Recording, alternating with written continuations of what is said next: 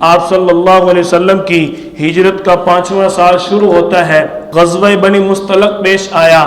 آپ صلی اللہ علیہ وسلم مدینہ طیبہ کے اندر لوگوں کی اصلاحی اور تعلیمی فکر میں مصروف ہوتے ہیں۔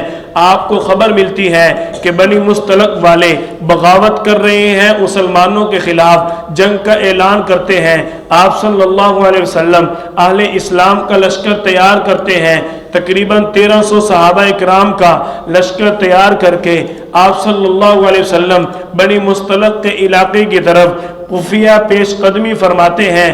دشمنوں نے جب آپ صلی اللہ علیہ وسلم کی اس خفیہ پیش قدمی کو دیکھا، ڈر کر گھبرا کر مسلمانوں کے رعب کی وجہ سے بھاگ جاتے ہیں۔ اللہ نے اہل اسلام کو بنی مستلق میں فتح عطا فرمائی۔ چند منافقین بھی اس غزوہ میں شریک ہو چکے تھے، کیونکہ ان کو اس چیز کی خبر تھی بنی مستلق کے غزوہ میں ٹھیک ٹھاک ہمیں بہت زیادہ مال غنیمت حاصل ہوگا۔ یہ مال کی لالچ میں اس لشکر کے ساتھ مل گئے۔ جن منافقین میں رئیس المنافقین، منافقین کا بڑا سردار عبداللہ بن ابی بھی موجود تھا۔ غزوہ بنی مستلق سے مسلمان واپس آتے ہیں۔ راستے میں سیدت عائشہ رضی اللہ تعالیٰ عنہ کو تقاضا پیش آتا ہے، جنگل کی طرف پیشاب کے لیے تقاضے کے لیے تشریف لے جاتی ہیں۔ آپ صلی اللہ علیہ وسلم اور اہل اسلام کے لشکر کو اس چیز کی خبر نہیں ہوتی۔ یہ لشکر آپ صلی اللہ علیہ وسلم لے کر روانہ ہو جاتے ہیں۔ حضرت عائشہ رضی اللہ تعالیٰ عنہ کا وہاں پر ہار گم ہو جاتا ہے، جس کی وجہ سے آپ رضی اللہ عنہ کو واپس آنے میں تاخیر ہو جاتی ہے۔ جب واپسی آتی ہیں، دیکھتی ہیں قافلہ جا چکا۔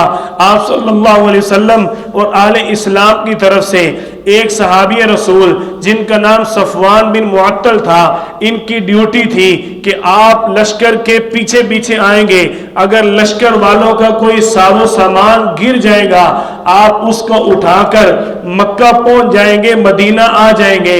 آپ صلی اللہ علیہ وسلم کے یہ صحابی آتے ہیں، راستے میں دیکھا حضرت عائشہ رضی اللہ تعالیٰ عنہ چادر لے کر درخت کے نیچے آرام کر رہی ہیں۔ انہوں نے دیکھتے ہی بلند آواز سے انا للہ و انا الیہ راجعون پڑھا۔ اس لیے بلند آواز سے پڑھا کہ حضرت عائشہ سن کر بیدار ہو جائے۔ حضرت عائشہ رضی اللہ تعالیٰ عنہ بیدار ہوئی، سارا واقعہ بتایا۔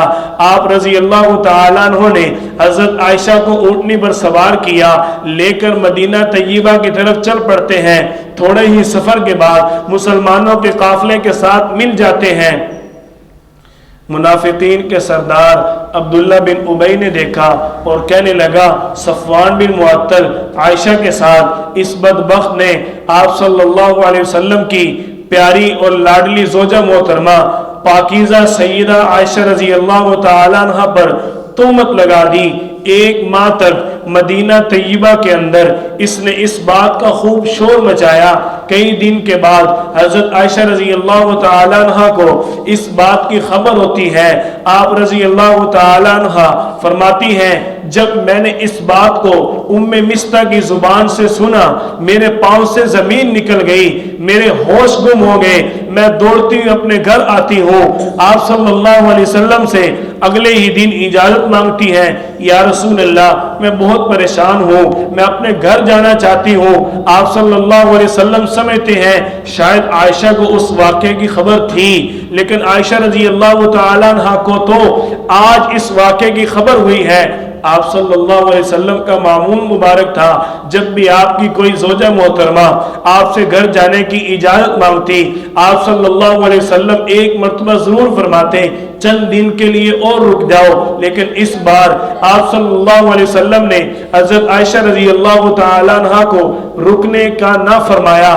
حضرت عائشہ فرماتی ہے کہ مجھے اس بات کا بہت دکھ ہوا کہ آپ صلی اللہ علیہ وسلم نے آج مجھے کیوں نہ فرمایا عائشہ چند دن کے لیے اور رک جاؤ، میں اپنے گھر آ جاتی ہوں۔ حضرت ام رومان آپ کی والدہ محترمہ، آپ کے والد صدیق اکبر رضی اللہ تعالیٰ عنہ اپنے والدین سے عرض کرتی ہیں، یہ میرے ساتھ کیا ہو رہا ہے؟ آپ کے والدین خاموش ہو جاتے ہیں۔ آپ صلی اللہ علیہ وسلم چند دن کے بعد حضرت عائشہ کے گھر تشریف لاتے ہیں۔